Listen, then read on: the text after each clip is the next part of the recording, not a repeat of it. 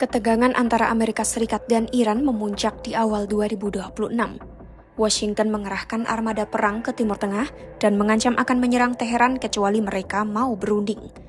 AS menuntut Iran membatasi program rudal balistiknya karena dianggap sama berbahayanya dengan program nuklir. Sebab rudal ini menjadi andalan Iran yang terbukti mampu menembus pertahanan sekutu AS Israel. Memangnya seberapa mematikan rudal balistik Iran dan dari mana mereka mendapatkan bahan utamanya? Simak selengkapnya dalam video berikut.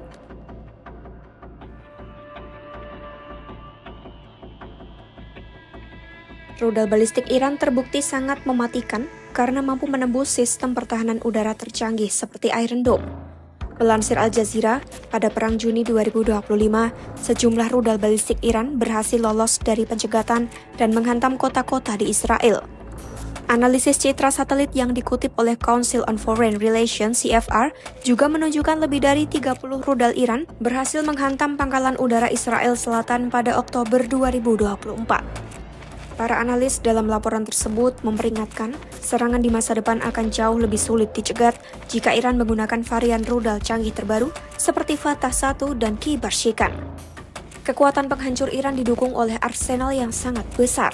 Menurut penilaian intelijen AS yang diungkap oleh CFR, Iran memiliki inventaris rudal balistik terbesar di Timur Tengah dengan jumlah melebihi 3.000 unit. Laporan Al Jazeera menambahkan rudal seperti Sejil dan Khorramshahr memiliki jangkauan antara 1.700 hingga 2.500 km. Menurut para pakar kebijakan luar negeri, jangkauan itu cukup untuk menjangkau seluruh pangkalan militer AS dan negara-negara di Timur Tengah hanya dalam hitungan menit setelah diluncurkan. Rudal Iran tetap menjadi ancaman karena kemampuan produksinya yang sulit dihentikan. Sumber intelijen Eropa menyebutkan, pengiriman 1.000 ton sodium perklorat dari China pada Februari 2026 menjadi sinyal kebangkitan produksi rudal Teheran. Bradley Bauman dari Foundation for Defense of Democracies (FDD) menilai kiriman itu cukup untuk memproduksi sekitar 800 rudal baru. Ini berarti Iran sedang berpacu membangun kembali kekuatannya setelah fasilitasnya diserang Israel. Faktor paling mematikan adalah kecepatan Iran dalam mencapai ambang batas nuklir.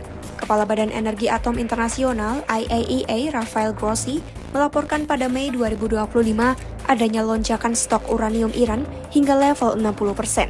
Menurut pejabat AS, Iran kini hanya membutuhkan waktu 1 hingga 2 minggu untuk memproduksi bahan fisil senjata nuklir.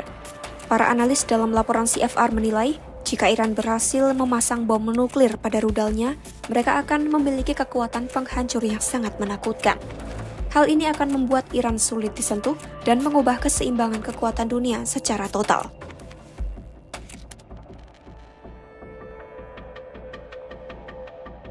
Melansir CNN, Iran mulai memulihkan program rudal balistiknya setelah fasilitas utama rudal terhantam serangan Israel pada 2025. Sumber barat melaporkan, sebuah kapal pertama dari 2 kapal yang membawa total 1.000 ton bahan kimia asal Cina telah berlabuh di pelabuhan Bandar Abbas pada Kamis 29 Januari 2026. Kapal tersebut bernama Golbon, berangkat dari pelabuhan Taichung, Cina sekitar 3 pekan lalu. Menurut 2 sumber intelijen Eropa, muatan utama kapal ini adalah sodium perklorat, bahan kimia penting yang merupakan prekursor untuk memproduksi bahan bakar padat rudal balistik. Bahan ini digunakan dalam program rudal konvensional jarak menengah milik Iran. Sumber intelijen Eropa tersebut menyebut jumlah sodium perklorat yang dikirim cukup untuk memproduksi bahan bakar sekitar 260 motor roket berbahan bakar padat untuk rudal Kibar Shikan atau sekitar 200 unit rudal balistik Haj Qasim. Pengiriman ini dibeli atas nama Departemen Pengadaan Organisasi Jihad Kemandirian (SSJO), lembaga yang mengurus pengembangan rudal balistik Iran. Sementara menurut laporan The Wall Street Journal tertanggal 5 Juni 2025, perusahaan Iran Peshkaman Tijarat Rafinovinko memesan amonium perklorat dalam jumlah besar dari Lion Commodities Holdings Ltd yang berbasis di Hong Kong. Sementara kapal kedua, Chairan, disebut masih di Cina dan belum berangkat. Pengiriman ini menandai produksi rudal Iran sudah kembali normal.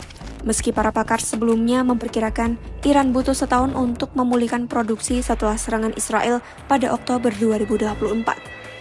Pengadaan ini melengkapi pengiriman sebelumnya dari Cina ke Iran, di mana pada Februari dan Maret 2025, 2 kapal Iran masing-masing membawa 1.000 ton sodium perklorat. Menurut peneliti dari International Institute for Strategic Studies (IISS), Fabian Hinz, sebagian besar pengiriman ini hampir pasti ditujukan untuk program rudal balistik Iran. Meski sodium perklorat tidak melanggar sanksi barat, bahan ini dapat diolah menjadi amonium perklorat, komponen kunci dalam bahan bakar roket. Hal senada disampaikan Andreas Vella, Profesor Kimia Anorganik dari University College London, yang menyebut amonium perklorat sebagai bahan yang digunakan dalam bahan bakar roket, termasuk roket Space Shuttle. Menurutnya, penggunaan bahan ini sangat terbatas dan hampir selalu terkait dengan roket, kembang api, atau aplikasi militer. Jeffrey Lewis dari Middlebury Institute of International Studies menyebut China telah menjadi pemasok utama sodium perklorat bagi program rudal Iran sejak pertengahan tahun 2000-an. Menurutnya, pengiriman ini bukanlah hal baru, melainkan bagian dari pola pasokan yang telah berlangsung selama puluhan tahun. Sumber intelijen menyebut pemerintah AS mengetahui pengiriman ini, namun kekhawatiran masih terbatas selama bahan tersebut belum digunakan untuk senjata yang akan dikirim negara lain seperti Rusia. Sementara itu, pemerintah Iran menolak berkomentar soal pengiriman ini. Itulah kehebatan dan asal-usul bahan rudal balistik Iran.